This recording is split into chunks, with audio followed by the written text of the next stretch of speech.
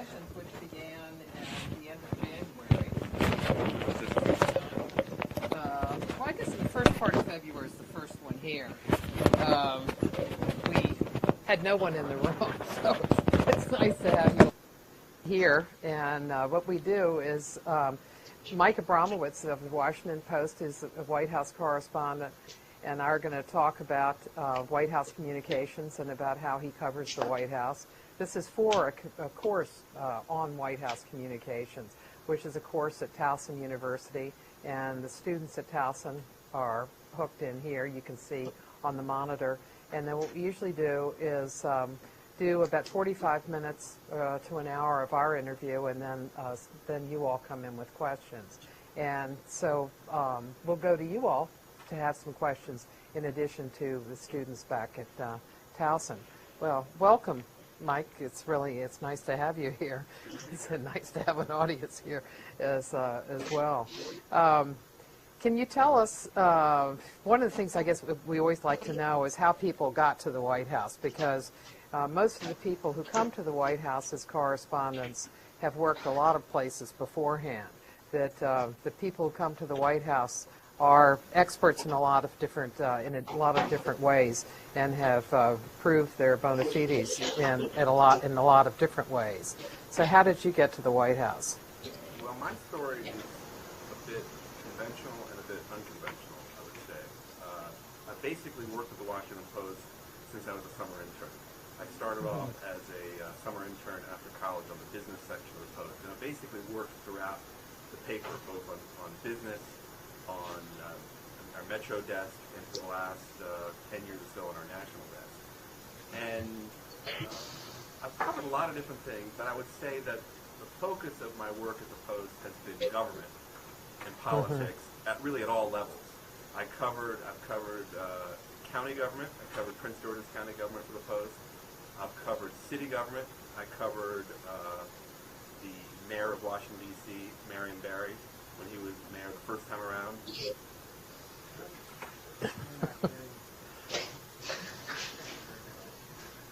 All right. Okay. I've covered state government. I was the Annapolis State House reporter for 3 years, and then I've covered national government in the White House and Congress to a lesser extent.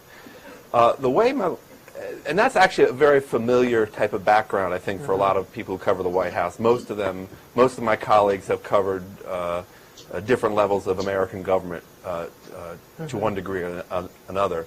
The one area where I'm a little bit different, I think, than some of my colleagues is that I actually was an editor for about 8 or 9 years. And so I actually came to the White House beat having been an editor. I had been our congressional editor at the Washington Post, supervising our congressional reporters, and then for 6 years I was our national editor, which basically meant supervising the reporters who cover national affairs, which includes politics in the White House.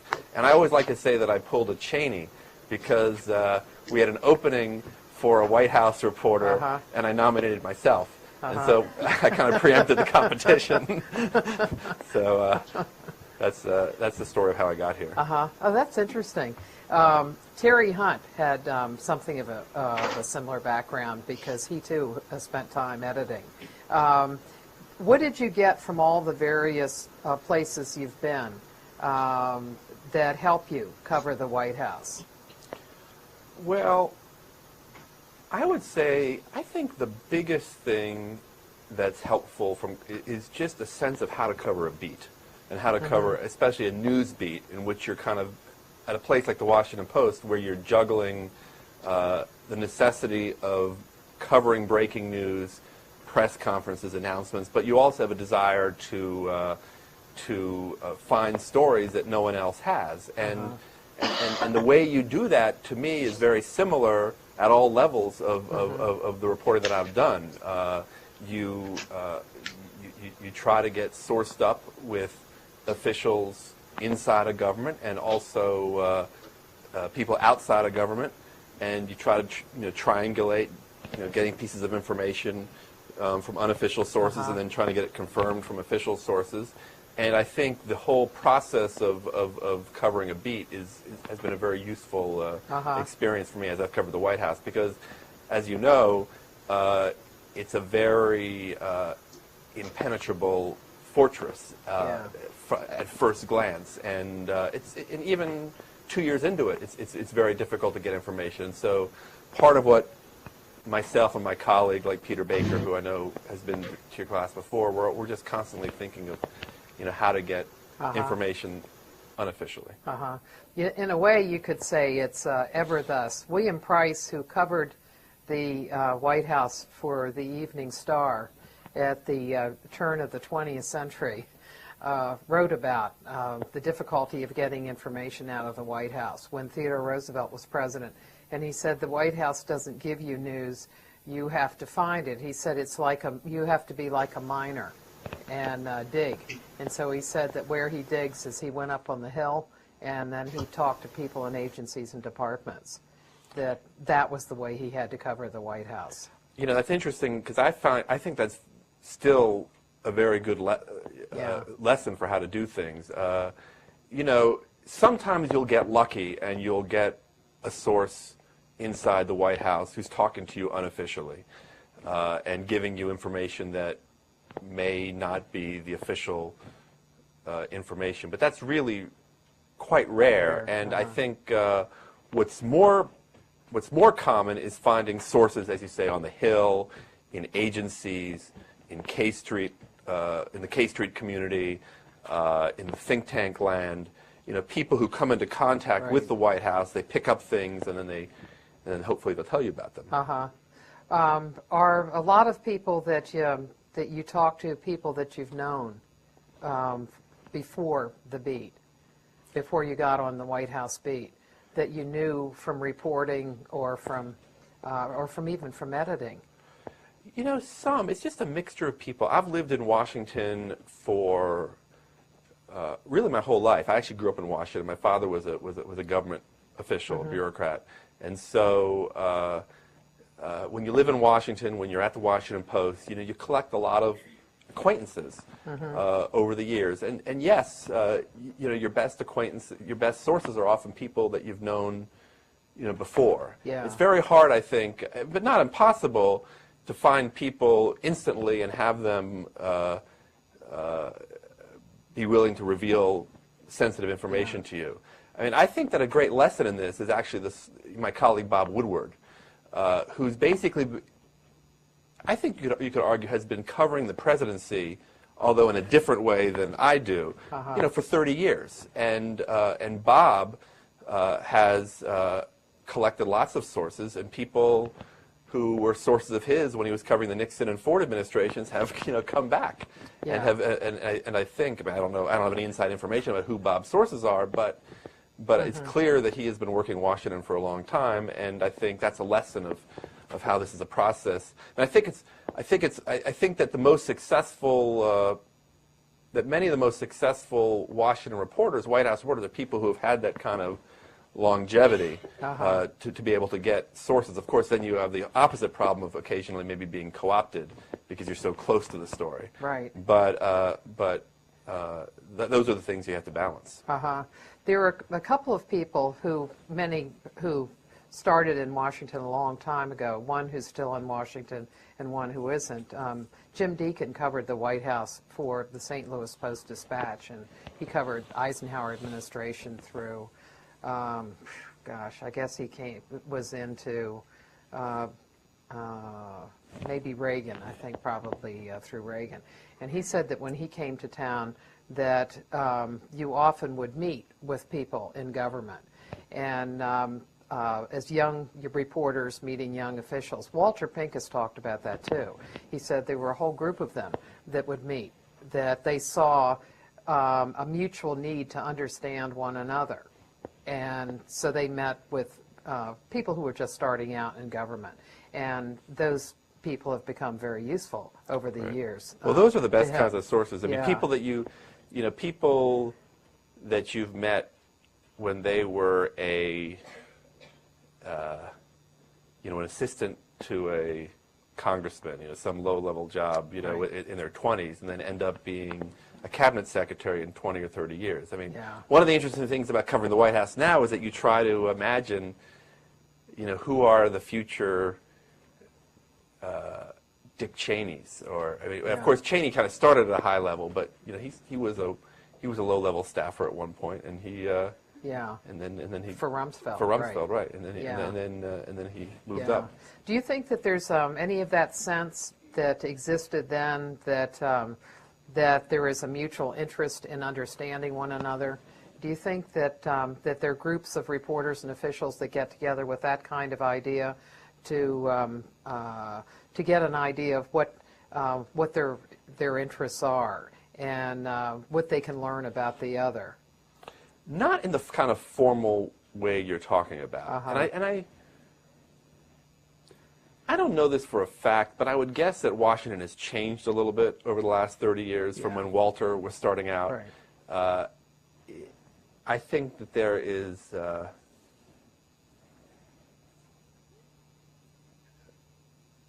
less of that kind of comity than you would imagine. More our side versus their side. Yeah. I think that you can get that kind of comity on a one-to-one basis occasionally, and I think if you're wise and you work in the administration and you're a young official starting out, it would behoove you to get to know some reporters, if only to know how we think and vice versa. Right. But I'm not sure a lot of people really think that way right now. Yeah. When you look at the coverage of your coverage of the state, at the state level, and the kinds of things you were looking for, do you find that there is continuity? You were talking about some of the things that you were looking for, that there was continuity there. Do you think that that has continued, even though there's so many different ways now of gathering information? Does the story really remain the same no matter how much information there now is, or how often you have to report? That, let's say with the presidency, that you're really looking for the same kinds of things. I mean, you could go back to William Price and say, to some extent, the things that William Price was looking for were somewhat similar to what people are looking for today. What the president says, where he gets an idea, what he wants to do with it, what do the critics say? Yeah. I think so. I mean, I think that I personally am interested in 2 or 3 major kinds of stories that are, I would say, kind of eternal in a way, no matter what level of government you're focused on. I mean, one is accountability stories, measuring mayor, governor, president against his or her words, promises, seeing how they measure up. I think that's a sort of a standard type of story that I'm interested in. I also think the explanation of how government works, how decisions are made. I find those types of stories really interesting. I enjoy reading books about that subject. I enjoy reading well-done articles about that, and that is a focus of what I try to do sometimes. I mean, it's hard when you're covering the White House, especially at a place like the Washington Post, that there's such a flood of news. And the Washington Post is one of really only a few newspapers remaining that takes the kind of day-to-day coverage of covering the White House seriously. I mean, you would know this better than I do, but I think a lot of newspapers have kind of moved to a more episodic coverage of the White House. We go on every domestic trip with the president. We go on every foreign trip with the president. Basically, we want to write a news story about most things that the president does. And so there is a sort of, I wouldn't call it stenography, because I think it's more than stenography. Right. We're providing more than just, we're providing analysis, context. But there's a lot that the president does on a day-to-day basis that we feel we have to cover that other news organizations don't necessarily cover. So that leaves a little bit of less time to do the kinds of stories that I just mentioned. And one, you're always struggling for the right balance, and one could argue that we don't do enough of those types of stories, and that we would be better off focusing more on those kinds of stories, accountability, explanatory, and less on the news stories. But that's really it's a balancing act that never goes away. The news stories are central right? Exactly. Because even if it's on, say that even if it's on the internet or it's on CNN, it still has to be in the paper because your paper is a record. That's right. And is that is something that you all talk about, the importance of having the Post as a record of what's happened? Do you know something that's interesting? It's not something that we talk about formally, and I think different people have to bring different sensibilities to that. Like a lot of big institutions, traditions are kind of passed on, subtly without a formal, hey, here's how we do things. But I think Peter and I, and our new colleague Dan Egan, who's moved over from the Justice Department to help cover the White House, we are very much fans of people who came before us, people like Lou Cannon and Devroy, who were sort of legends, and I think we see ourselves in that tradition, and that tradition was chronicling, day-to-day story of the important events out of the White House. Can you tell us how difficult is it to do an accountability story, and take it at the state level and at the city level and then at the national level? Is it any different gathering the information? Is it more difficult in one place or another? And can you give us some examples of some of those kinds of stories? I'm trying to decide whether it's more difficult or. I find the process very similar on all levels. One of the pieces I was most proud of when I covered the governor in Maryland was a set of pieces I did about a pension scandal that took place when Paris Glendening, who was a newly elected Democratic governor in 1994, he basically set up kind of a slippery system in which he and his top aides were given elevated pensions beyond what they would normally be entitled to because they were quote-unquote involuntarily separated from their jobs. I mean, he ran for governor. He decided to leave the job. So I exposed that, and I basically, that one was sort of easier. It was a tip from a good source who said, "Hey, you ought to look into this." And it was someone I had been kind of cultivating over the course of several years, and so that's a classic example of how accountability is done. Right. I think it's for me it's been more difficult at the White House, partially because I had not been a reporter for a while, and my sources were not as extensive. It took, it takes me a while to, get to know people again. I mean, even though you do get to know people as an editor, you're still a little bit divorced from the, from the gritty day-to-day elements of beat reporting. I mean, what you try to do with, I think, with the president is, look at statements, promises, and compare the reality. I mean, one of the pieces I was again proud of last year is I did an extensive amount of reporting on Darfur, and which has been a kind of a cause for the president.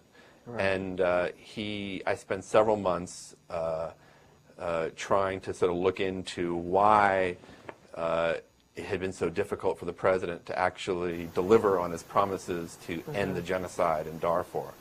And that piece took a lot of reporting around the White House, people who had been in the State Department, people who had been at the Pentagon, people in the advocacy NGO nonprofit community, and it's an additive process. You gradually get information, but it's slow, and you have to basically be willing to keep going with it, and not. You could easily spend your whole day, your whole year just writing day stories coming out of the White House, and you got to try to resist that a bit. How long did that story take you to put together?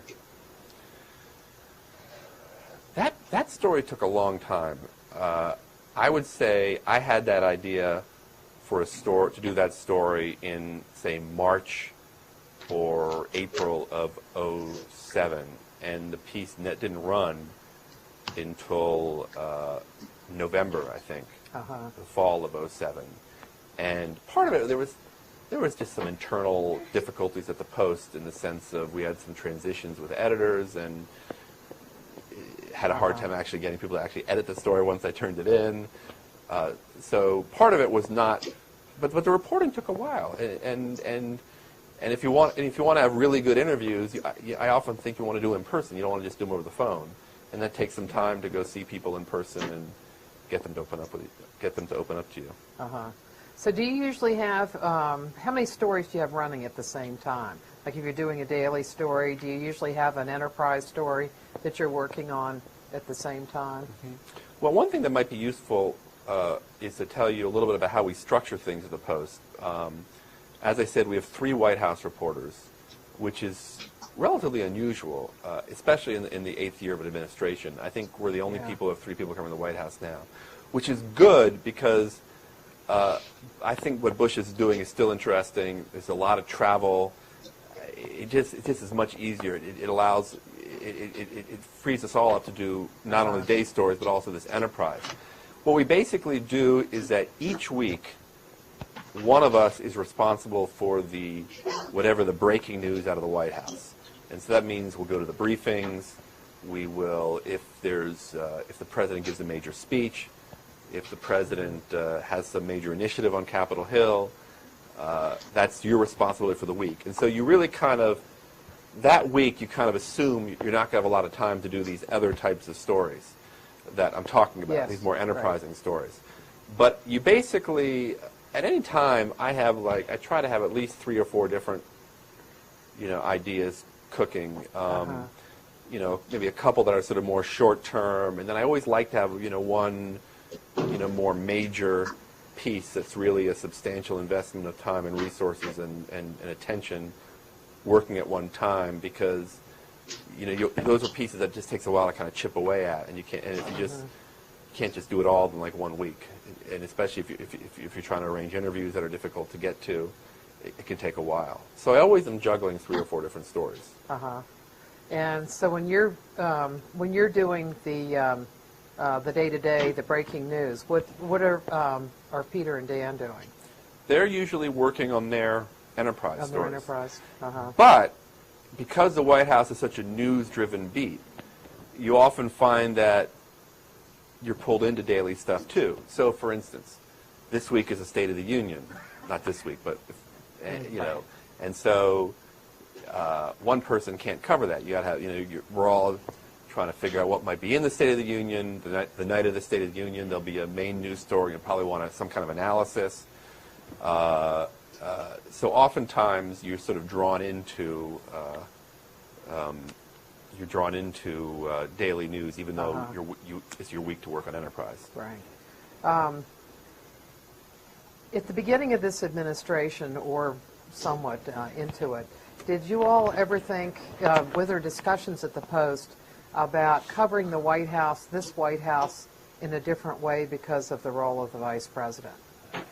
Because it seemed that most news organizations have not really covered the Vice President. You all did a major story that that Joe Becker worked on, and Bart Gellman. And that, I guess, they must have worked on for a year and a half or so. Yes. Actually, I was involved with that piece in the conception. I was an editor. I was actually one of the editors that assigned Joe and Bart to the piece. And it's interesting about that, just as a segue, that piece has actually been nominated for a Pulitzer Prize, and I believe it's a finalist. And it was an extraordinary piece of work, I thought, about the presidency, which I would recommend to your students. But it's funny because Bart Gellman, who is probably one of our best investigative reporters, I had actually been trying to interest him in Cheney for a long time, and even sort of early in the administration. And he's very clever about sourcing. He just really felt that it was going to be hard to kind of break something fresh and original about Cheney, which is something that I think investigative reporters are thinking about all the time. How can I bring value added? Uh-huh. But he came to us, to my boss, Liz Spade, and about a year later from the initial conversation. Well, now I think, because what happens over the course of the administration is that people leave the administration, people who you couldn't get to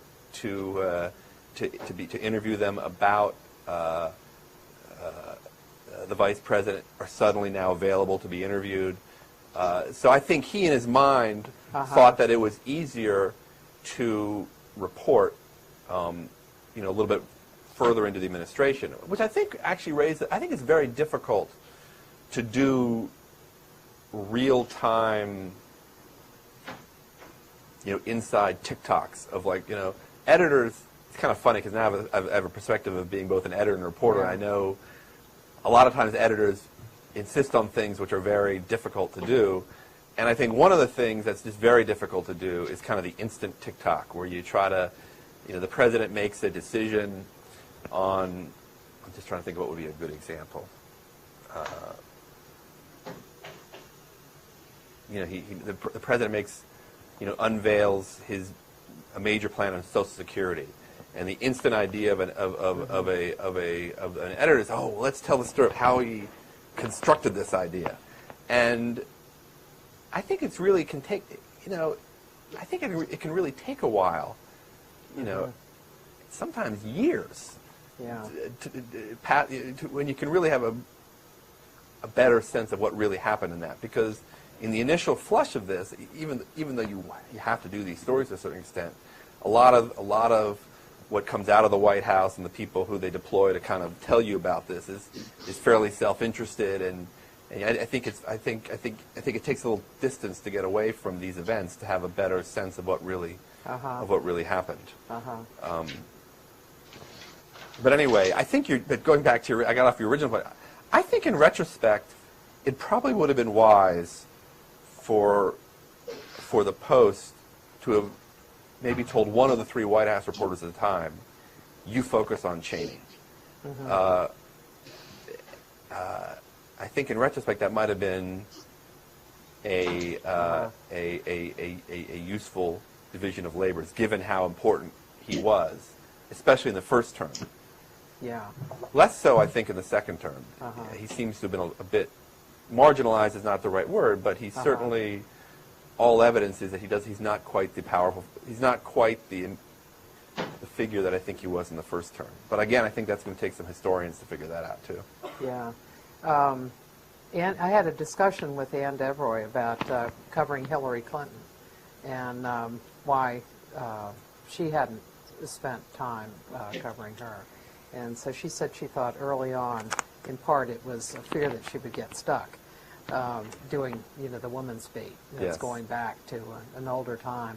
One of the things that she said that she did was that she acted as a traffic cop for all Post stories that were coming into the White House, which Mike McCurry said was very useful because there were so many different reporters from the Post working on stories that at one time or another would involve the White House. Do you all have that kind of, is that kind of an operation? That's a really interesting issue to discuss because Devroy was famously protective of the beat and basically did not want any other reporter talking to people in the White House without her brokering it. And so if you're covering foreign policy, for instance, this can create a problem since many of the people who are influential in foreign policy are on the National Security Council. And so I think that created a lot of internal friction in the Post. I wasn't on National at the time, but I know for a fact that it did create a lot of friction from time to time. Peter and I, and I think we're more relaxed about that. I think it's just, there is so much stuff going on that I just think it's fruitless to try to be a complete control. And to be the traffic cop. And to be the traffic cop. I mean, I would not like it if someone not on the beat tried to have an interview with the chief of staff or the national security advisor or, a major figure in the White House without,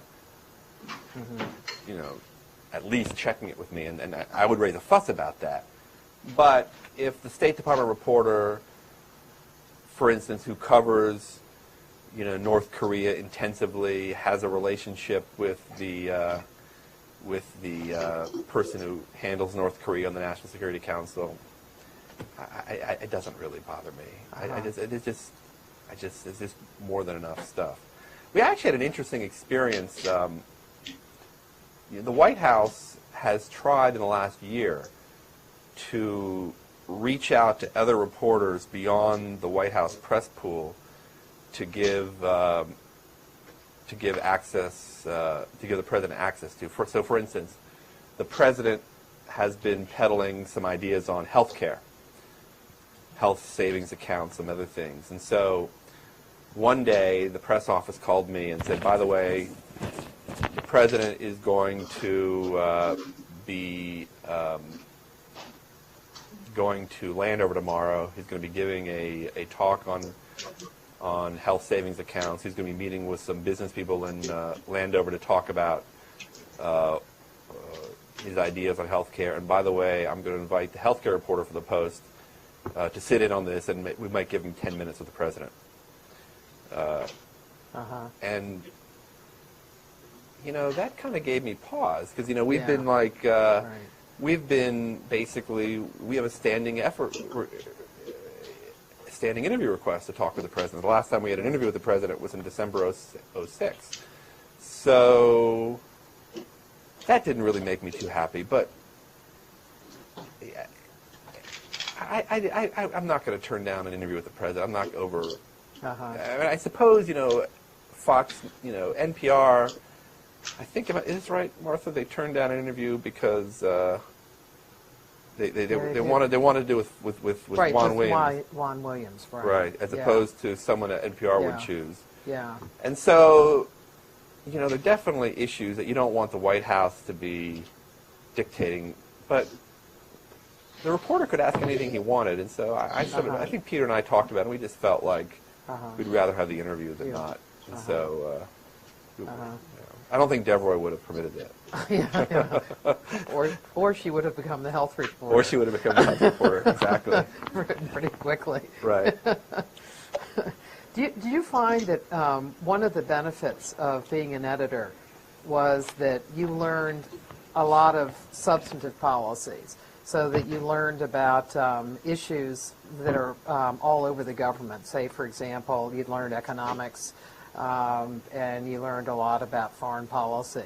And that when you come to the White House, one of the advantages of being an editor is that you've worked in all of those different areas, and so you're better equipped to use them as threads to pull in the White House. Because White Houses, this one is more locked up than most are. Right. But if you have a specialty and you can zero in on that, you can find out how decisions are made, so you could get to the decision making. Right. Well, I definitely agree with you that having one or two specialties, I think, is very useful. So, for instance, if you know a lot about economics, if you know a lot about foreign policy, I think those are two subjects that are really good to know about covering the White House, because those are just the bread and butter of what the president does every day. And if you, for instance, come into the job with a lot of substantive expertise about foreign policy, with a lot of contacts in that world, you're going to be better off.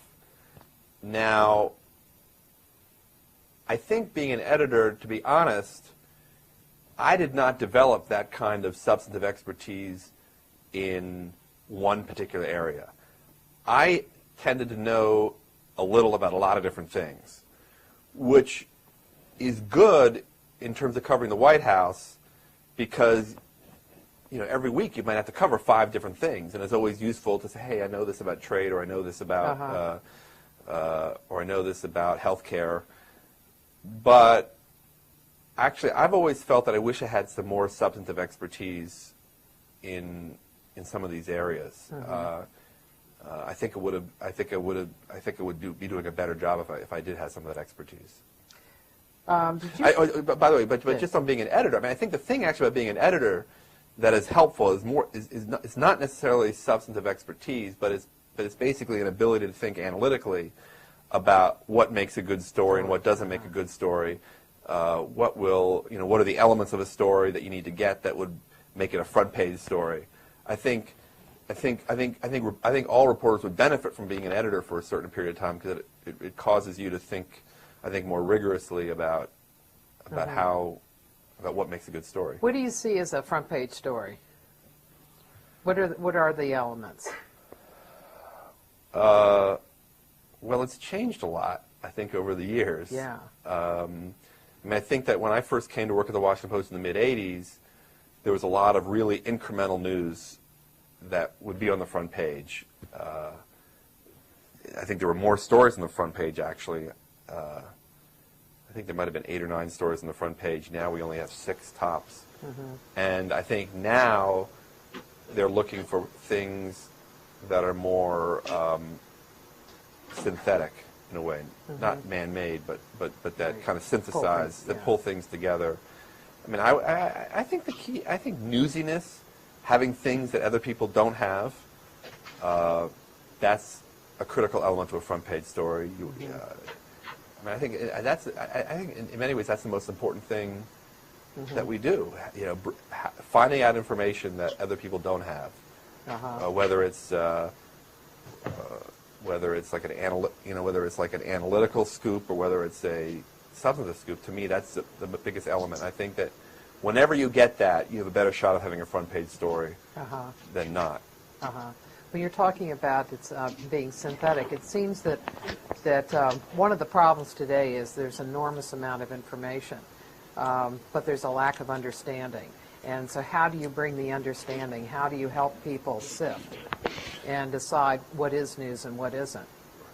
Well, I think that's a good point. I mean, I think that the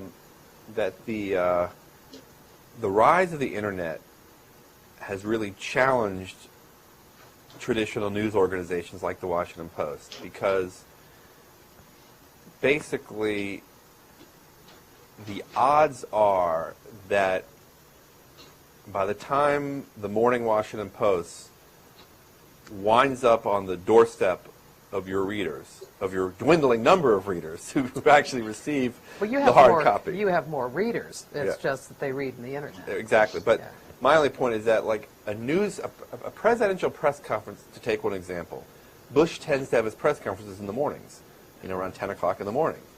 By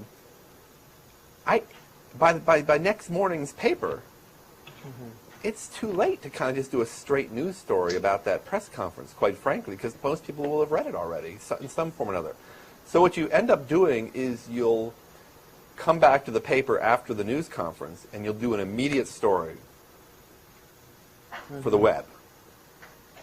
And then you will kind of think and cogitate and discuss with your colleagues, the editors, what value added can you bring for the next day? What kind of analytical points or what kind of context is there to make? And that's what you're trying to do over the next 4 or 5 hours as you wait for the next morning's paper. One thing I wondered as an editor was whether you heard from the White House. Did the White House call you and complain about stories? And if so, what kinds of stories would they complain about, and what happens with that? And have you had that experience with this White House or any other? It's kind of interesting. As an editor, I didn't hear too much from the White House. I think that the White House press office, I don't have a scientific sense of this, but I think they really go to the reporters if they're unhappy with a story.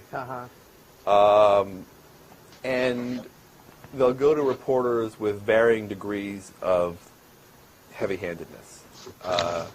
There are some people in the White House who kind of have over the years kind of accepted the fact that they're not going to like a lot of the stuff that's in the paper. They'll kind of send you a note if they really don't like something, and just, but it kind of rolls off them. And there are others who are more combative about it and wanting to really get in your face and threaten you. Did you get a sense that when you get something like you get a hair fire, is that because the president has directed them to do so? Do you get any sense of where the president comes into it? My sense is that most of the complaining comes from people below the president. I've heard on one or two occasions that, not necessarily myself, but the president, was pissed off about something. Excuse the French, but I have a sense that the president. I don't think the president gets too hot and bothered about stuff like that. I mean, he seems to have a fairly thick hide, and I think that the people who get angry about coverage are below him. That's just my sense. I don't have I don't have an empirical database to draw upon. I guess you hope you don't either. Yes. Well, the best way. If you're doing your job, I think you're going to end up writing things that they're not happy about, and your job is not really to write about things to make them happy about. On the other hand, you want to be fair too, and so you get. How many stories would you write, say, in a week? What are the rhythms of your day and the rhythms of a week? It really can depend. When you're on a president, like when I went to the Middle East with the president in January, that was an 8 or 9 day trip. That was really exhausting. Wrote a story every day. Wrote web story. Basically, I wrote every story, twice really. Once for the web, and then because you're 7 or 8 hours ahead of Washington, so basically, by the end of your working day, it's people are getting up in Washington, and so you can file for the web, and then you have to do something again more analytical, more contextual for the paper the next day. Then the bane of our existence are these blogs, and like a lot of newspapers, we've started a lot of blogs, and we have something we call On the Plane, which is actually fun to do, but it's a lot of work. It adds to your work. You try to give a little slice of what it's like to be traveling with the president, and so you file for that too. So if you're traveling, if you're on the news in a busy news time, if you're traveling, you can end up writing every day. This week, my colleague Peter is with Bush in NATO. Bush has gone to Europe for the NATO summit. Things are a little more quiet in Washington. I've been working on a piece that will run this weekend, setting up next week's hearings with Patriots and Crocker, and I've had some more time to develop that story. So I don't expect really to have another story this week. I may if news happens, but I'm really focusing on that story. And one of the things that you have to do on a trip too is you have to write pool reports. And so in addition to your own writing, that's right, you're writing for all of the colleagues that are on the press list. Right. That's usually not that much of a burden. I mean, it's actually interesting. I mean, you students may not. I mean, like when you go on a presidential trip, a lot of the time you're sort of in a filing center because you can't get really near the president. A small group of reporters gets to sort of go with the president to each of his meetings. That's the pool that you're alluding to. So especially on foreign trips, it's fun to be in the pool because you actually get to see things.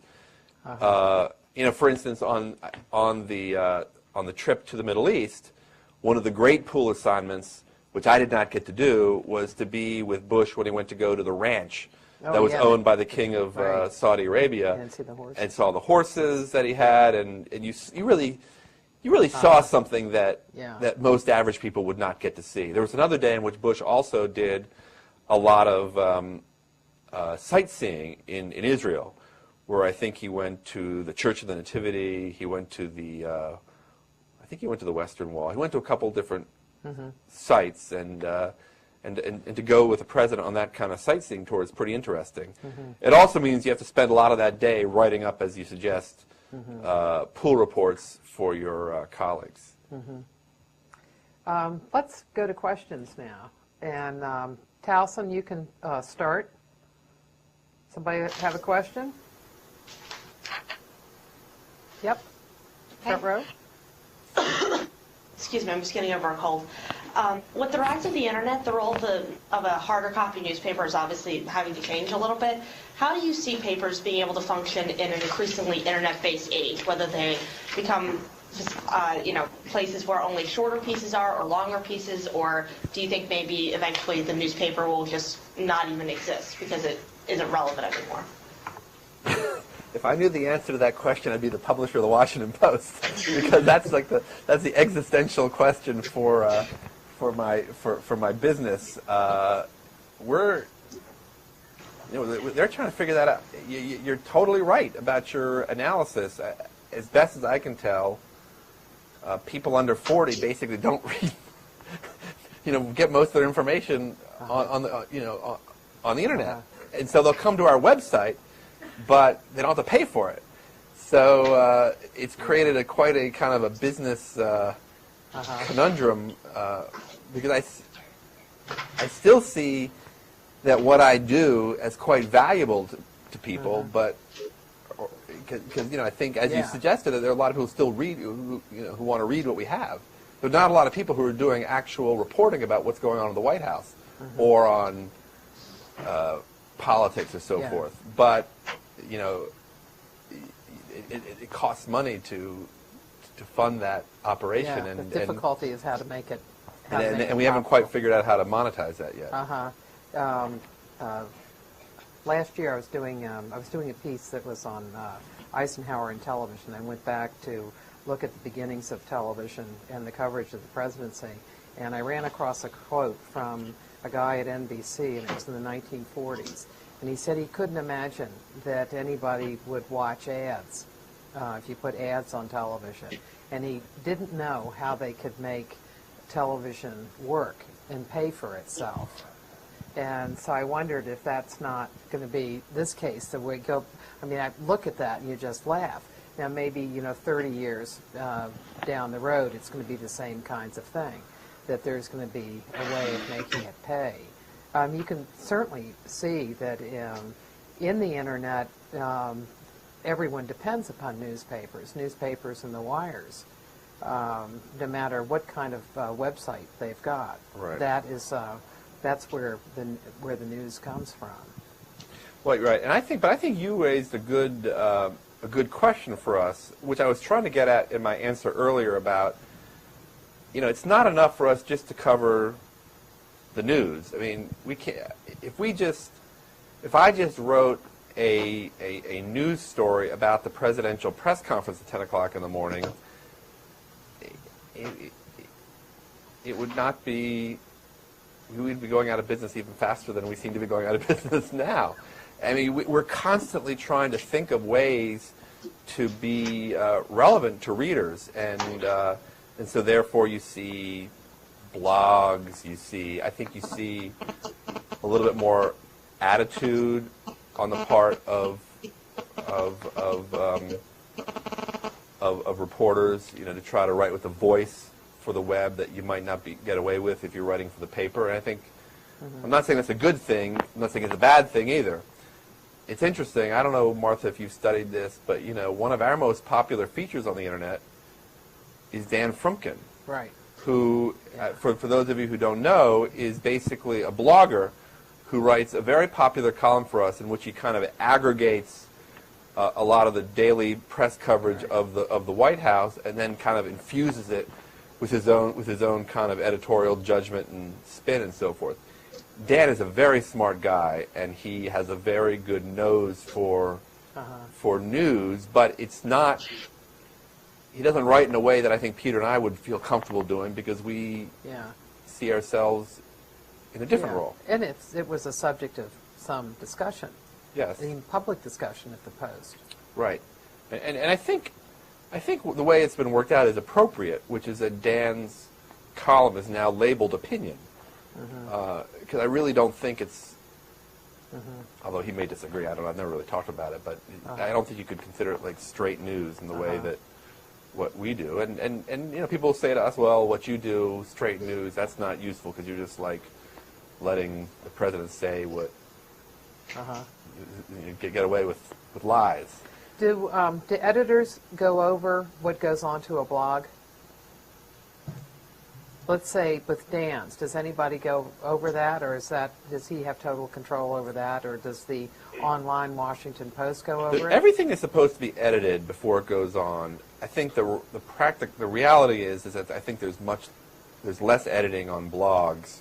Yeah. You know, we, for instance, have started a campaign blog called The Trail. I don't know if you've noticed that, where a lot of breaking news and analysis we post right onto this blog, and it's actually gotten a lot of traffic, and I think people like it, but they don't have the same kind of editing that you would with a story that I do, you know, for the paper. We also, I lost my train of thought, but there is we also have chats too. That's also a minefield. It's because there's a desire for a lot of kind of interaction with readers, and I think those are very popular features. Every other week, Peter and I alternate doing a weekly chat about what's going on at the White House, and I actually enjoy that, answering questions, but you can really, you know, it's from your typewriter right onto the internet, so you got to really, you don't have an editor backstopping you, and so it's not, you really have to think twice before you post things. At least I do. When you said that that if you were to write about the press conference the next day, about what happened in the press conference, that wouldn't be so useful because people already know it. How do you know that people know that they actually have followed it? Is that an assumption you all make? That's an assumption. You know, that's a fair point. That's an assumption that we make. But listen, I am certain that there is a sizable, that there is a cohort of people who basically still get the print paper and basically have that as their primary source of news. But my sense is, I mean, we've done market surveys about that. I can't cite it off the top of my head, but I think that over the last 15 or 20 years, it's indisputable that people get their information from other sources. There's just been a proliferation of different sources of news. And I think I just assume that by the next morning, it's going to be 24 hours after the event almost, and that people are going to have a basic knowledge of what happened at that event. So I need to do something different. I need to provide some context or analysis that they would not otherwise get. Now this, by the way, it's interesting. This kind of really annoys the White House because they just want straight news. Yeah. And you know, I've actually had this kind of conversation with people in the press shop that, you know, they'll go the next day and they'll see that my story about the press conference, you know, that I'll have written a story about the press conference immediately, but then for the paper, you know, I'll pick one particular thing that I find kind of interesting and focus on that, do some extra reporting, so it doesn't provide necessarily a complete picture of what happened at the press conference. And it may be something like, say, in that last solo press conference where Peter Mayer asked him about the price of gasoline going up to $4 a gallon. And that experts say that, and he mocked that. The president mocked that. Well, he seemed not to know about it. Right. Yeah. My colleague Dana Milbank, who writes the sketch, actually focused on that, and I focused on the question about dealing with tyrants. Because remember, Bush was kind of at that press conference was kind of weighing in. even though he said he didn't want to be the pundit-in-chief, he was kind of weighing in a bit on some of the issues that had kind of been cropping up on the Democratic campaign, in particular this idea that Obama had espoused that we should be sitting down with our adversaries, and so Bush kind of riffed on that. Yeah. How many of you all read a newspaper? Most, say, several times a week. And that's a hard copy of a newspaper.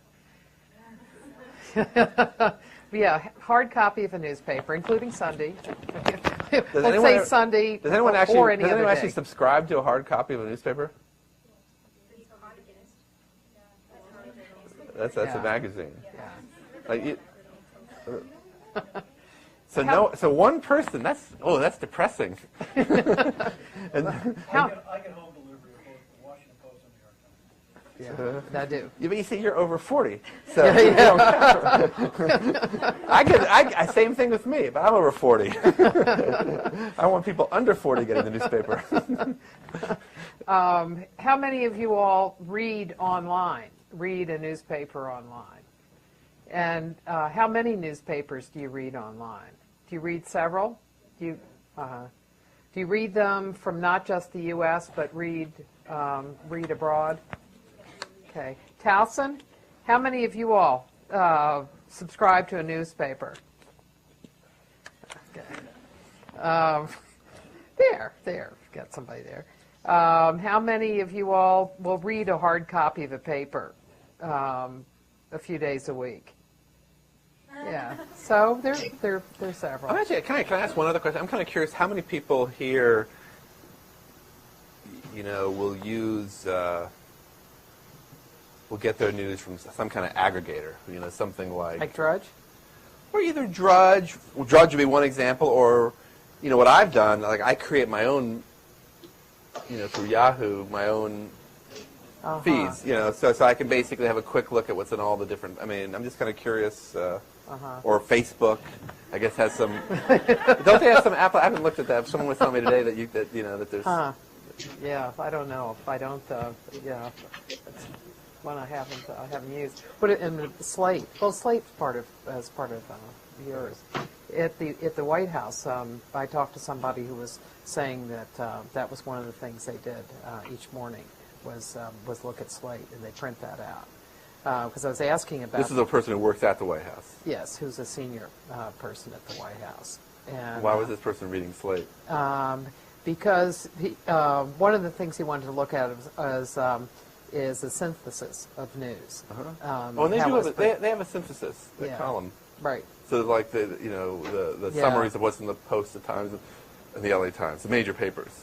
Yeah, and it looked at that. If you look at the White House news summary, it's like, it's gotten to be like that. I can't imagine how anybody could deal with that. It's just impossible. Okay, let's get a question here. Yeah.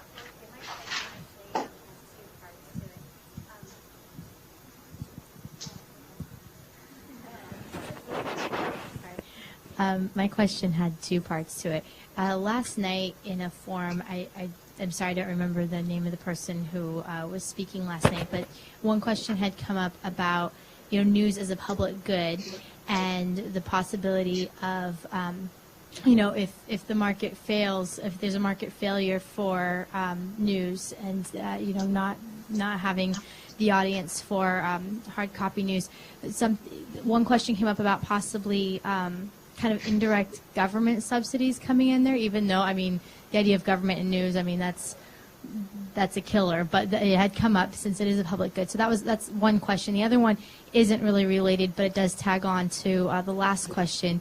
On this one, I'm actually more interested in the second one, and that is, what about, I don't know how Yahoo News works. I know Google News pulls in, from a myriad of sources, but has there been thoughts entertained in regards to, these search engines that obviously their primary business isn't necessarily news, but they clearly, it seems clear enough that they have the funding and means to maybe, dive into the news business. Is that something that comes up in discussions? Is possibly maybe that being the future of news? Two questions. First one, I think one thing that this is not a trend you asked about directly, but I do think it's interesting that kind of the NPR model, which is, I guess, some kind of combination of fundraising, money from government, and also money from foundations, might be a model that you see more and more. I mean, I'm intrigued by this group that's been set up by the former editor of the Wall Street Journal. I believe it's called ProPublica, which has raised a lot of money from foundations, and they've gone and they're hiring, like, I think 10 to 15 investigative reporters, and sort of setting them loose on different subjects, and then will post the results of the investigative reporting online. And I believe they're also going to make it available to newspapers too. So I suspect that in sort of serious public affairs journalism, that you're going to see efforts like that, because until news organizations can figure out how to create some kind of a sustainable model for for serious public affairs journalism, that so far seems to have eluded us on the internet. So that's one point. Remind me, your second question was about Yahoo. It's interesting. Yahoo. I've always wondered about what Google is going to do, because they have a huge amount of money that they've made, and obviously Google News is very popular. My sense is that they feel like they can make a lot of money just being an aggregator and having someone else pay for the accumulation of news, and so I don't see them getting into content. Now, Yahoo has gotten into content a bit. They had that guy who wrote the column, The Hot Zone, where he traveled around the world and wrote a blog about, what was going on in war zones. I don't know how well that did, but my sense is that a lot of these big portals prefer to be aggregators and find that to be more profitable.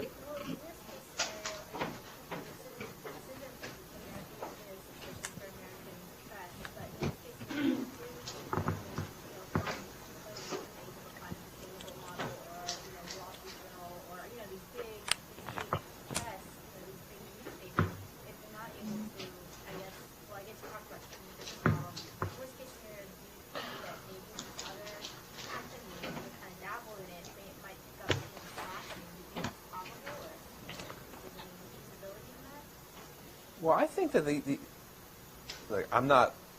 do not hold myself out to be an expert on the kind of the business side here, but my sense is that these corporations, they're not public. I mean, I think one of the great things, you can get a little bit cynical about it, but I do think that one of the great things about the Washington Post, the New York Times, the family ownership has made, it's not, the Post and the Times are profit-making enterprises, and they have to make money, but they're not under the same kind of profit pressures as, say, Tribune Company or Times Mirror. I guess Times Mirror was purchased by Tribune Company. I think we do like to think that we work for a quasi-public trust, that is, in which there's a value to what we do that's beyond just profit making. But I would doubt. I think that if other corporate entities saw profit in covering environmental affairs seriously, or covering housing or healthcare, they would be doing that. So I think really the challenge, I think that you can probably, I could conceive of being able to cover those subjects in a way that would potentially make money, but I don't think they're going to be just doing it. I guess I'm not being that articulate, but I just think that if they knew how to make money on it, they would be doing it now. They haven't figured that out yet.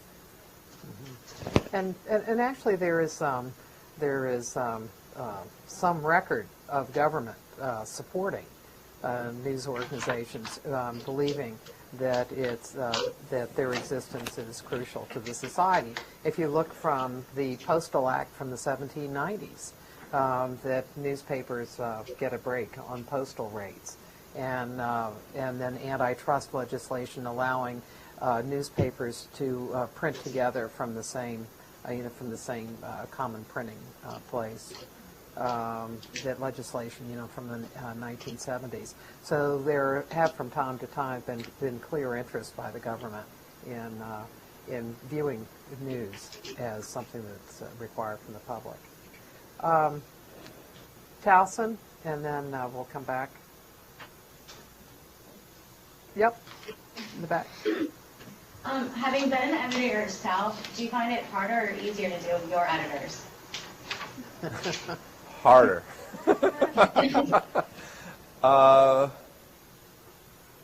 That's a great question.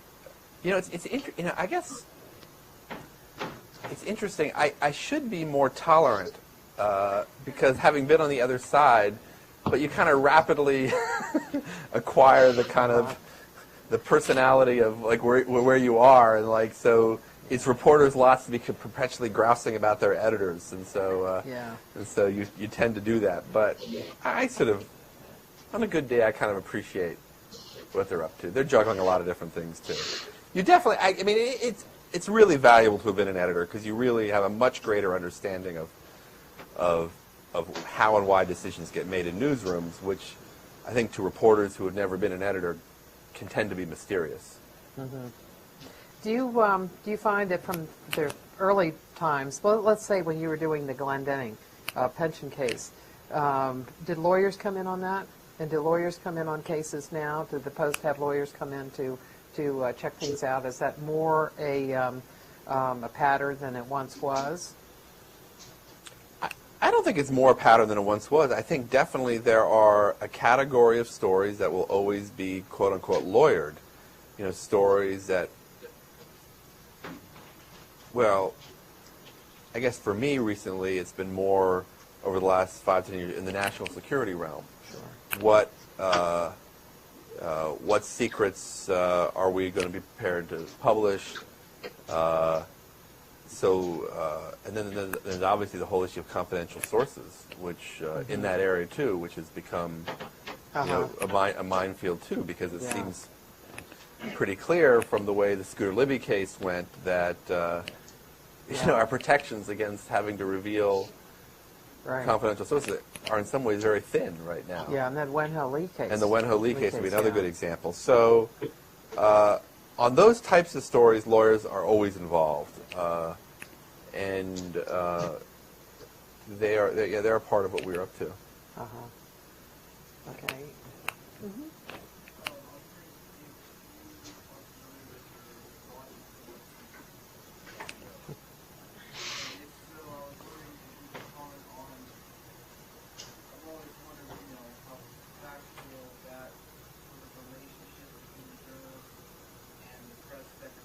You mean the journalist going out with the press secretary?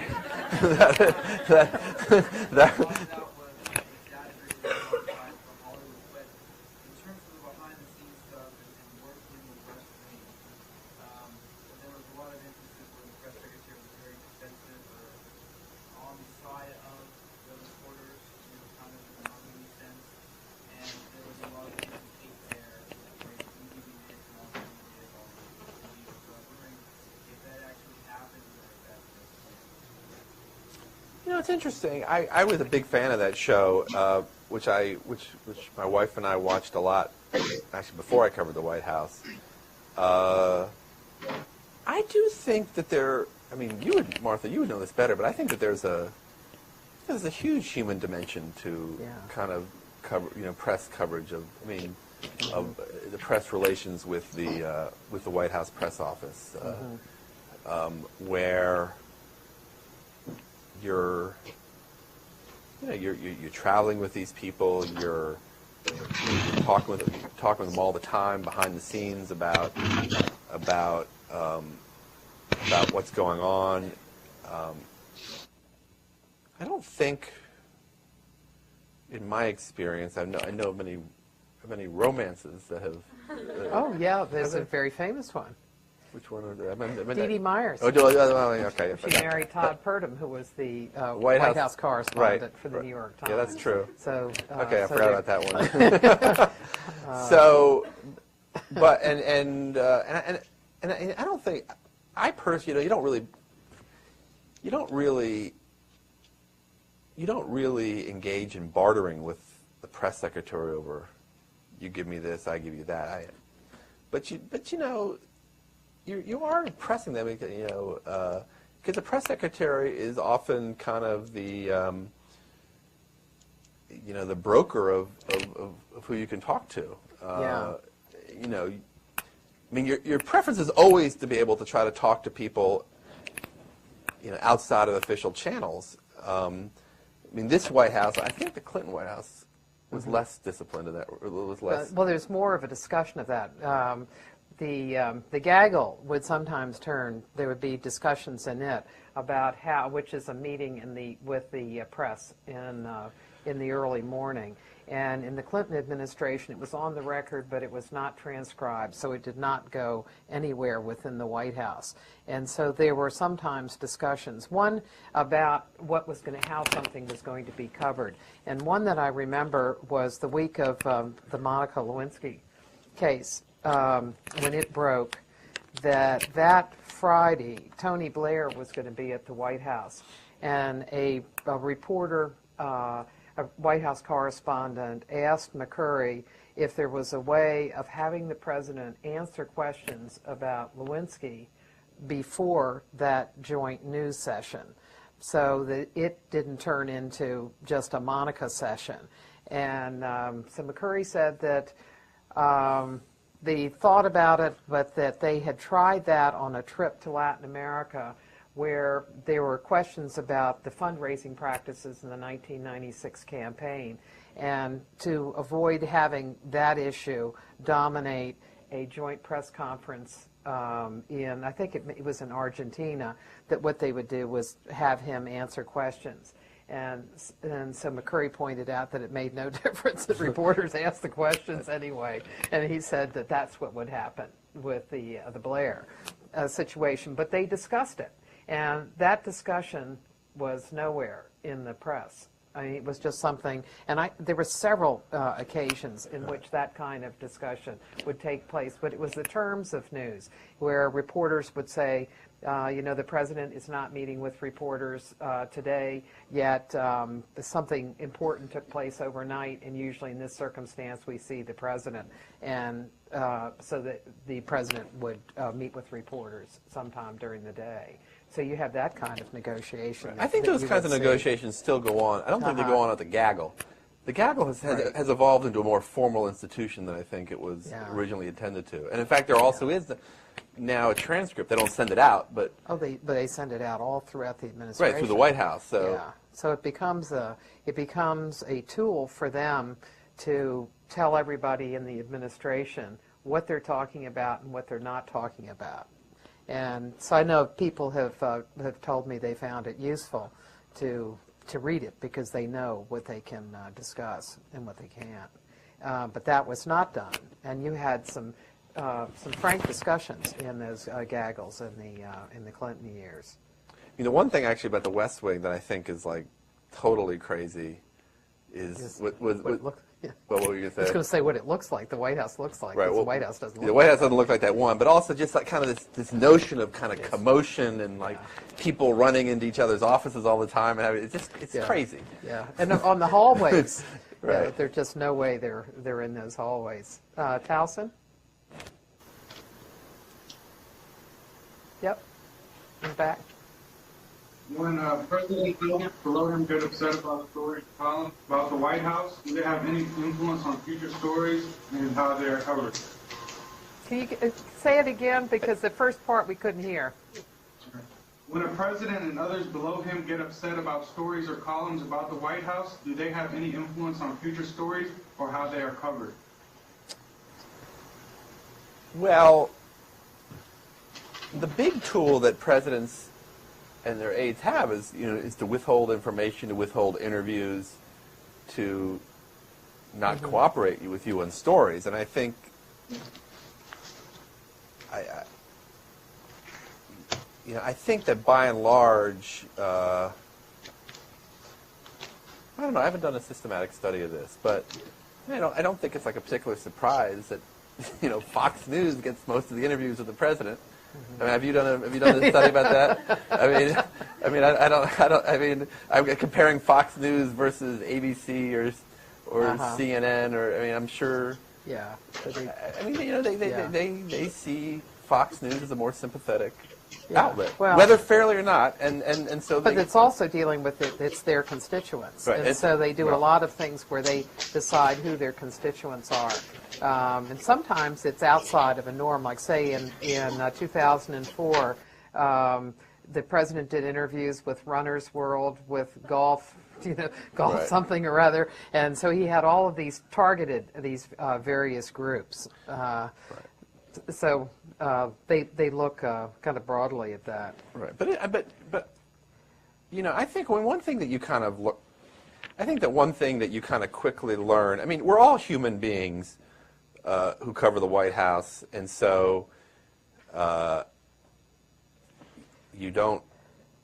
There's a part of you as a human being that, in some ways you don't want to, get on someone's bad side. But we're sort of professionals, and I think at the end of the day, you kind of realize that, you got to write the way things you see it, whether let the chips fall where they may. And one of the benefits. I think that one of the benefits for reporters of a White House that does not basically cooperate with stories is that they lose leverage. I think that a perfect example of that in the first term was with my colleague Dana Milbank, who they did not like, and he was he was very independent-minded, terrific reporter, had a lot of had a great observed eye of what's going on with things, and what were they going to do? Threaten not to talk to him?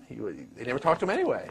So that's not quite right. true. Because Dana did have some sources, as you say, he worked around the edges. But the point is that I think the lesson you have is that one of the most important things that you bring to the job is kind of a tough-mindedness of analysis and that whether or not people talk to you can't really be the important determinant in what you write. One of the things that the this White House has done in the second term, and it's they're making use of the internet, are all the emails that they send out. And one set of emails are setting the record straight, yes, where they tackle reporters for stories they don't like. Right. That's happened to me once or twice. What happens when they pick you out for one of those? It's really, I don't know, that it's really kind of funny. It's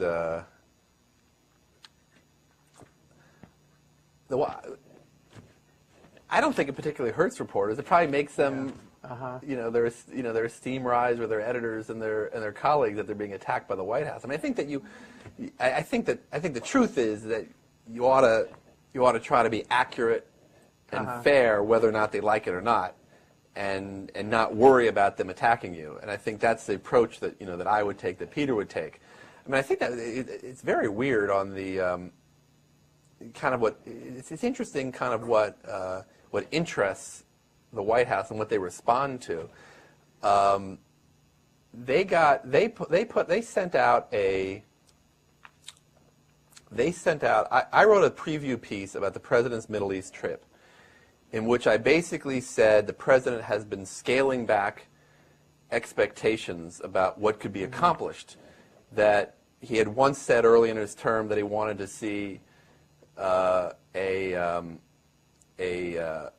Palestinian state by the end of his term, but now he was saying that he wanted to define what a Palestinian state would look like, even though such a state might not actually come into being before the end of his term.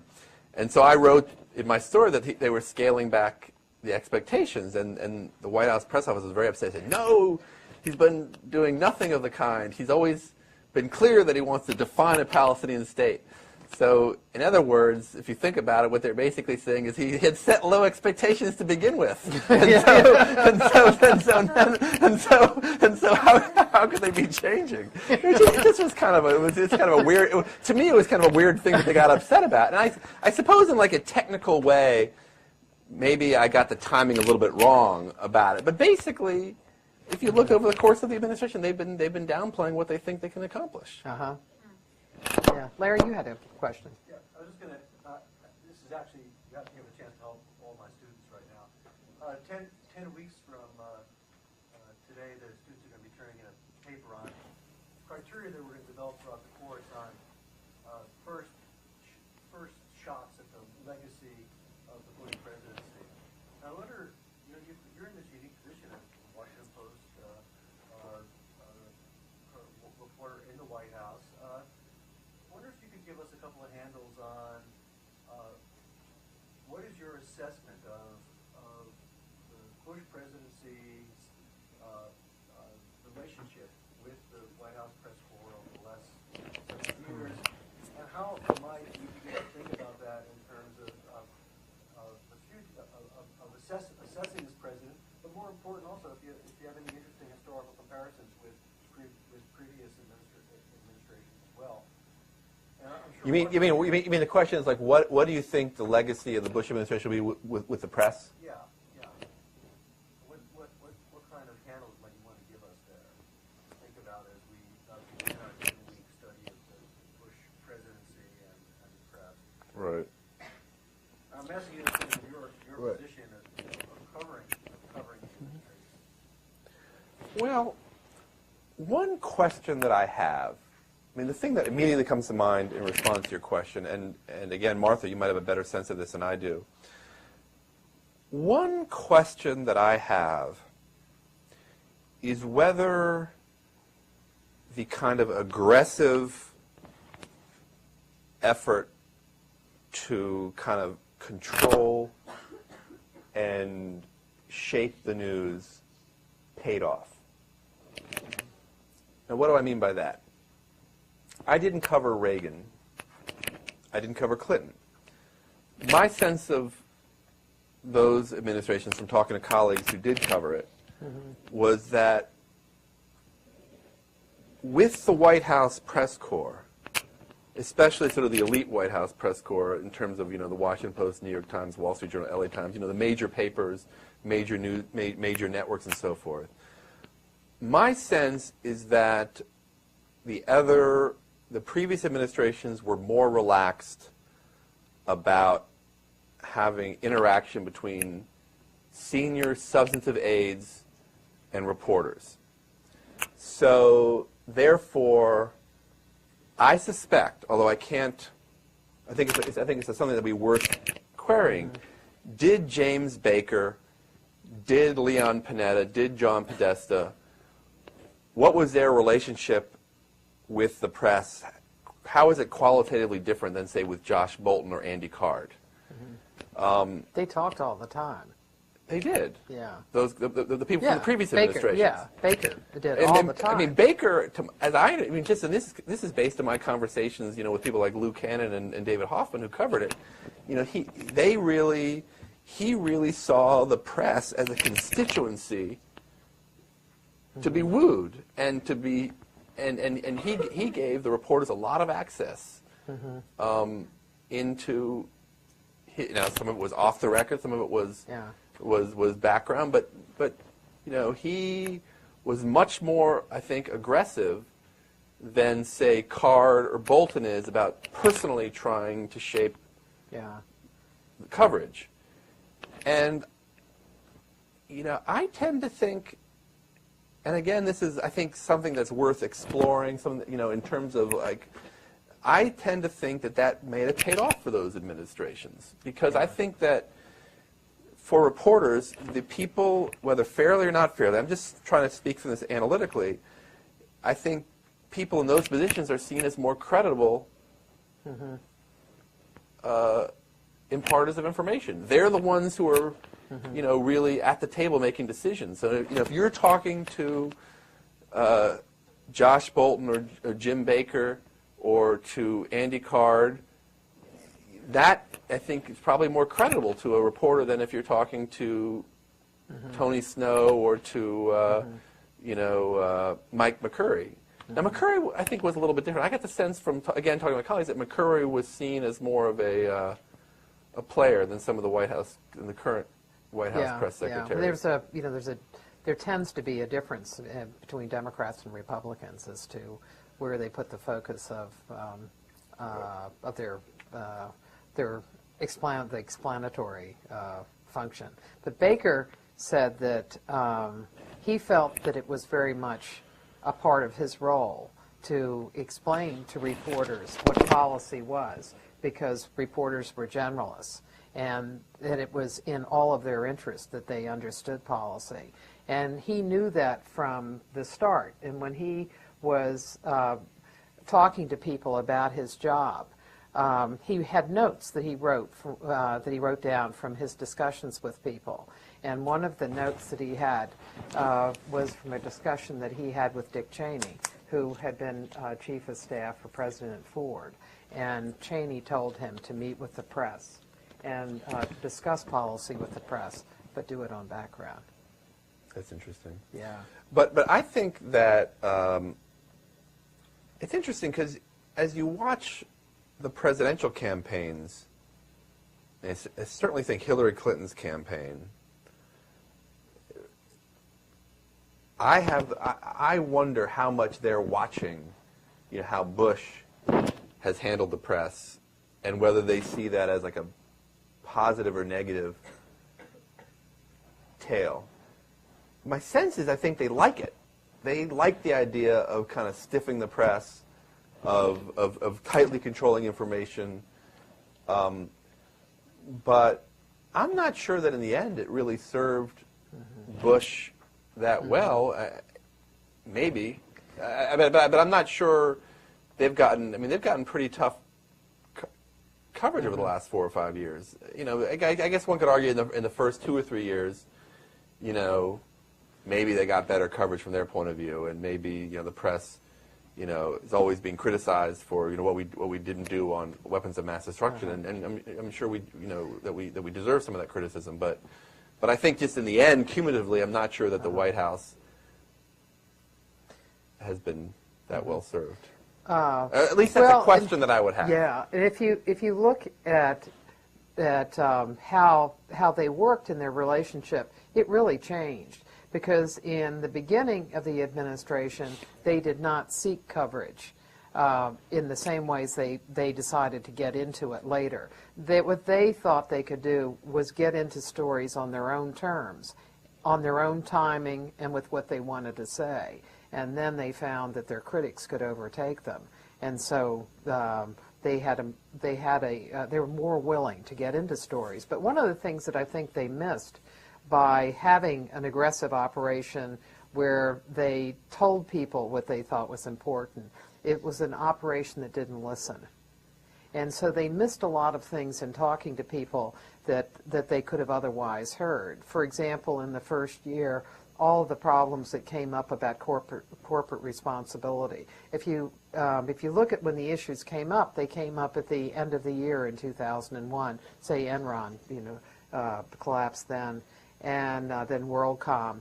But the president really didn't make his major Wall Street address until July. And one of the things, if you have a real dialogue going with the press can sometimes save you from mistakes, that they know the rhythms of things, because especially if people have been covering several administrations. This is the point that Sapphire makes a lot of press conferences. It's sort of a discipline. It's a disciplinary function for administration. As long as that's the way they prepare, where they, say in the Clinton administration, they would send out to the departments and agencies to find out what issues were bubbling up. And I don't think they do that in this administration. I don't think they prepare in the same way. Towson, one last question? Oh, yeah.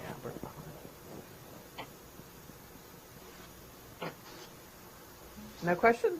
Okay, we'll take one last one from here. Yeah. When you were talking about the relationship between correspondence and the administration, I was wondering, separate from that, what relationship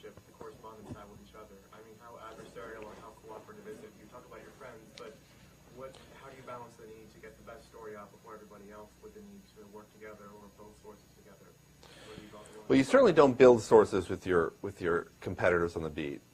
I have actually been very, I'm looking for the right word. I think the White House press corps is unusually collegial. At least I've found it to be that way. That most of the correspondents seem to like each other. They're very friendly. Within the bounds of kind of professional competition, you know, you're helpful to each other. And obviously people are very competitive and want to have scoops and want to find out things that others don't. But I've been very, I really like the other reporters a lot, by and large. And you know, some of them are extremely knowledgeable and very generous about sharing that knowledge about things. You know, you take a guy like Mark Knoller, who, I don't know if you guys know him, he's a CBS News, you know, longtime White House reporter, and you know, he's really done a great service. He keeps very good statistics on presidential travel and when the president goes to different places. The kind of information that can be quite useful on occasion. He's very generous about sharing that kind of material. Yeah. And I think it goes back to the Ford administration. Right. And I think you have, you know, people like Ann Compton, who's now the head of the White House Press Association, the Correspondents Association. You know, very generous in just sharing their insights into things. So I think that that's one of the nicer things about the beat. It's a very friendly beat, and also one of the things that's nice about is that the you know, it's funny. I think Ann was like one of the great White House reporters at the Post. I mean, I think that there was tension often between her and some of her colleagues at the Post because she was very aggressive in that respect, in wanting to be the one who broke the news and got the attention. I think my sense is that things are operating a little bit more collegially now. I mean, Peter and I and Michael Fletcher, our previous colleague, and Dan, very open with each other about the sources that we talk to, ideas. You know, you do this story, I'll do that story. You want to go on that trip? You know, this is a constant, very friendly flow, which just makes life a lot easier on the beat. Thank you very much. We've held you longer. It was fun. In a way, you could say it's ever thus. William Price, who covered the White House for the Evening Star at the turn of the 20th century, wrote about the difficulty of getting information out of the White House when Theodore Roosevelt was president. And he said the White House doesn't give you news, you have to find it. He said it's like you have to be like a miner and dig. And so he said that where he digs is he went up on the hill and then he talked to people in agencies and departments. That was the way he had to cover the White House. You know, that's interesting because I think that's still a very good lesson for how to do things. You know, sometimes you'll get lucky and you'll get a source inside the White House who's talking to you unofficially and giving you information that may not be the official information. But that's really quite rare. And I think what's more common is finding sources, as you say, on the Hill, in agencies, in K Street, in the K Street community, in the think tank land. You know, people who come into contact with the White House, they pick up things, and then hopefully they'll tell you about them. Are a lot of people that you talk to people that you've known before the beat, before you got on the White House beat, that you knew from reporting or from even from editing? You know, it's just a mixture of people. I've lived in Washington for really my whole life. I actually grew up in Washington. My father was a government official, a bureaucrat. And so when you live in Washington, when you're at the Washington Post, you know, you collect a lot of acquaintances over the years. And yes, you know, your best sources are often people that you've known, you know, before. Yeah. It's very hard, I think, but not impossible, to find people instantly and have them be willing to reveal sensitive information to you.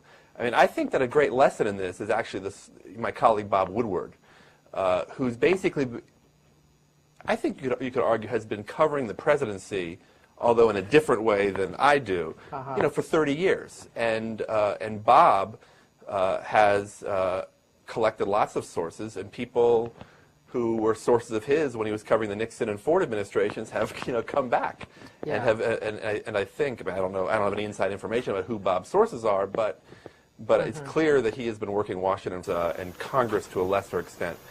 And that's actually a very familiar type of background, I think, for a lot of people who cover the White House. Most of my colleagues have covered different levels of American government to one degree or another.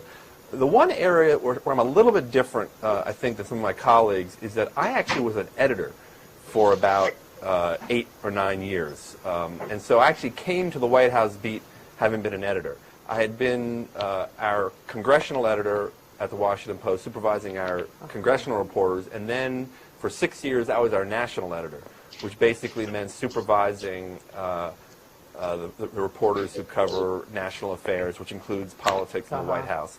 And I always like to say that I pulled a Cheney because we had an opening for a White House reporter, and I nominated myself. And so I kind of preempted the competition.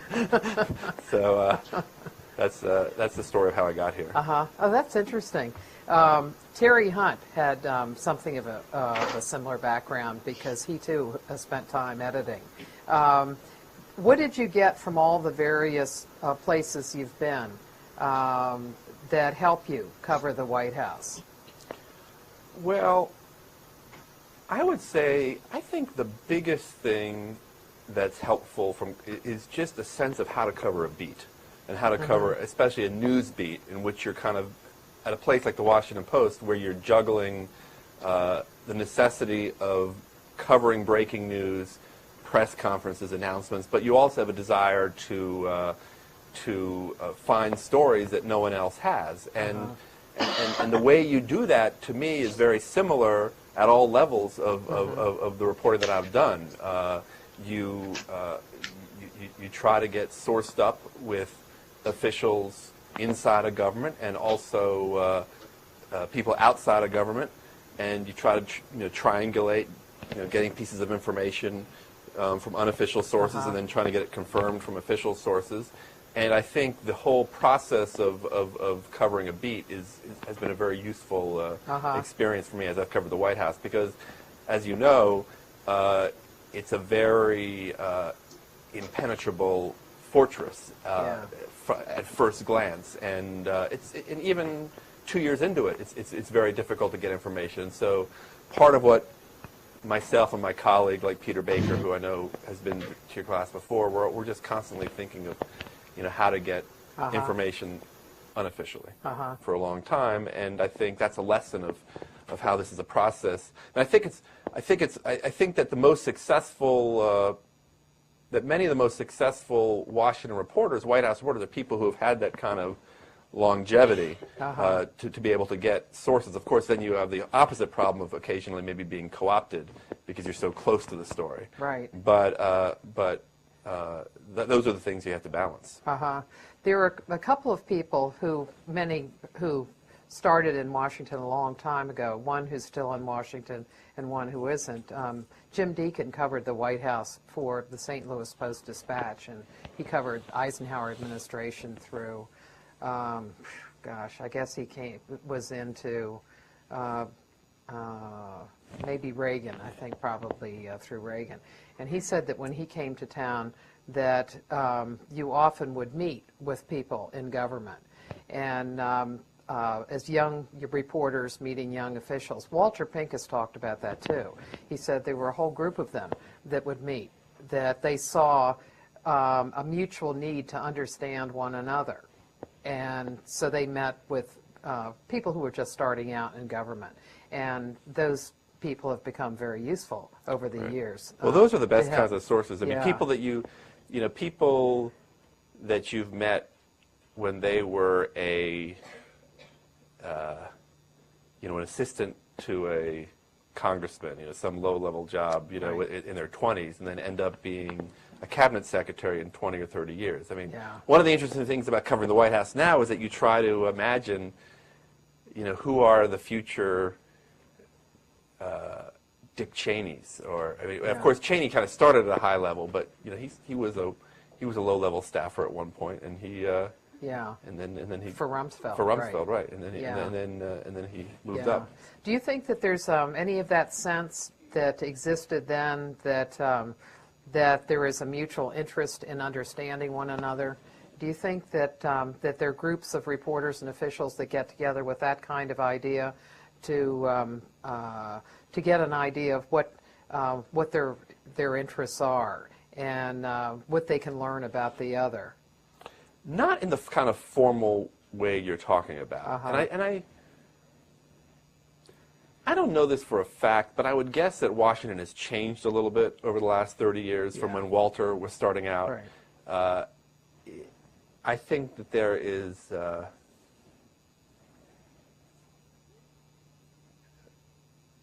less of that kind of comity than you would imagine. More our side versus their side. Yeah.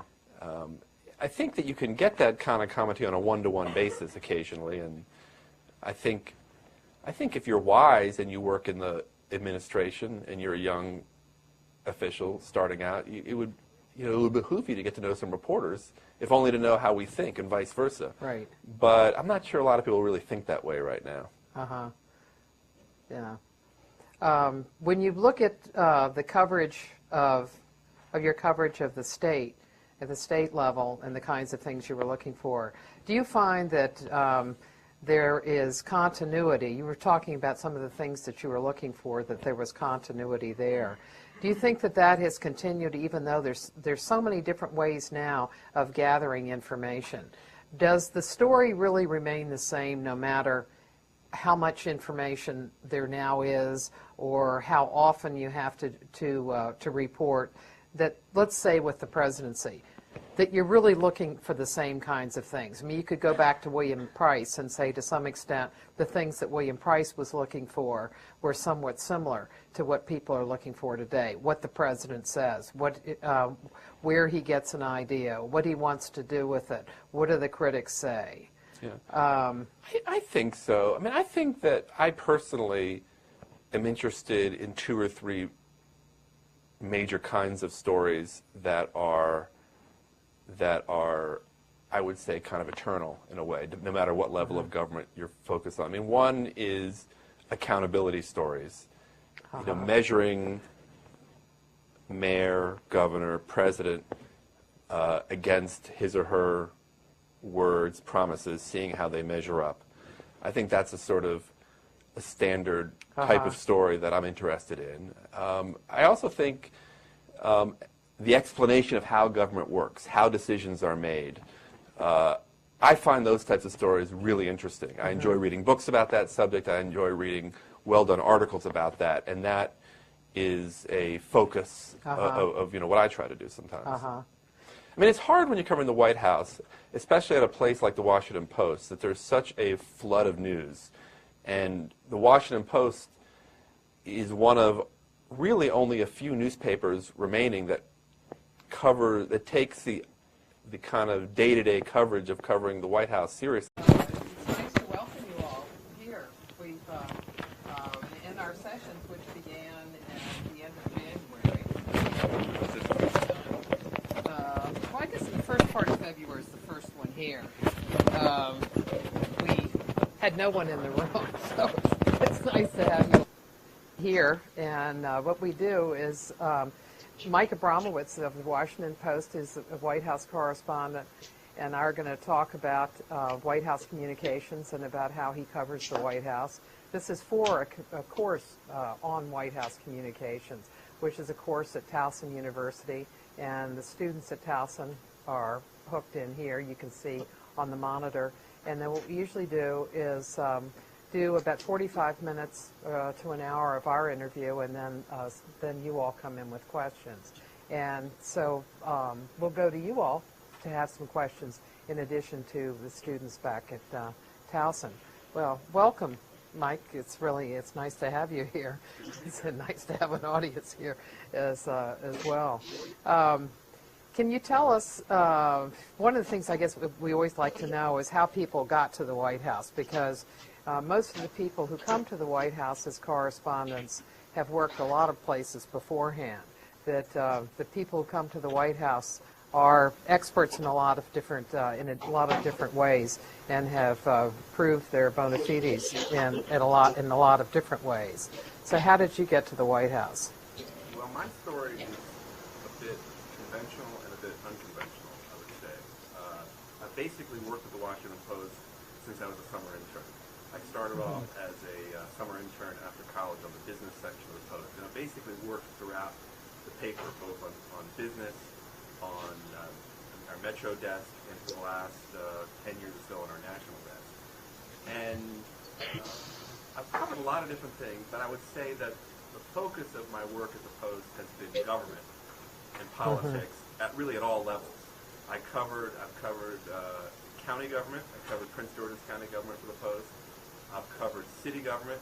I covered the mayor of Washington, D.C., Marion Barry, when he was mayor the first time around.